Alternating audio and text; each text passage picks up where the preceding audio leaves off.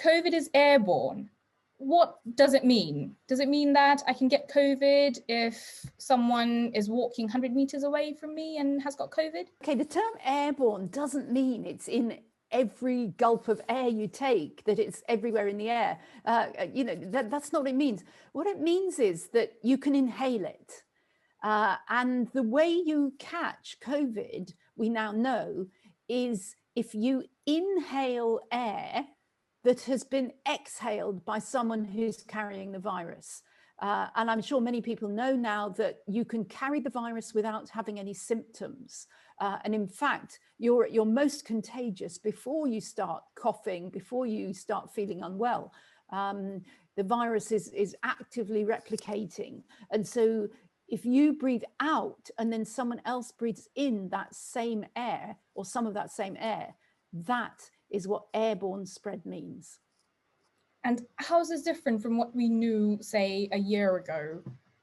Well, I think the original idea was that it was droplet transmitted. And so it would come out in the fluids that come out of your mouth, for example, in the saliva, or if you sneezed, in the stuff that comes out of your nose. And it probably does do that. But the main way that it comes out is actually in the air that you breathe out. And so things like singing, for example, doesn't produce droplets. You don't get wet when you stand near someone who's singing.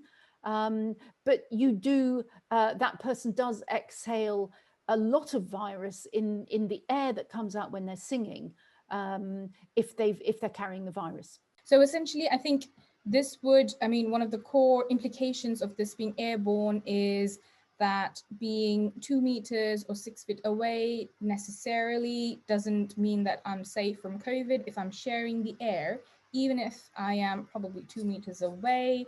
Especially if I am indoors or in enclosed spaces, then I'm still at risk. Yeah, that's exactly it. So if it was carried just by droplets, the thing about droplets is the clues in the term drop. The drops drop to the ground quite quickly. So if you're 2 meters or 6 feet away, that's usually far enough to avoid getting hit by a droplet. But if you're sharing air, for example, if you're in a room which is 3 meters times 3 meters, so a sort of standard sized room, and you're at opposite ends of it, if the person who's got the virus is breathing in and out,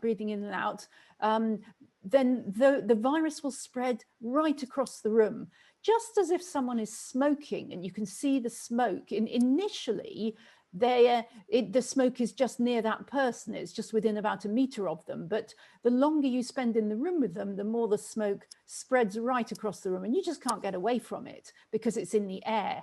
Now, it's really important for all the other questions that I know you're going to ask me to realize that the way we reduce the risk of getting infected is to replace that shared air with fresh air through ventilation, preferably being out of doors, because if we're out of doors, the viral particles will simply sort of float away and get diluted. But if we're indoors, we need to ventilate. We need to open those windows, open the doors, put the fans on, and replace the stale air with fresh air.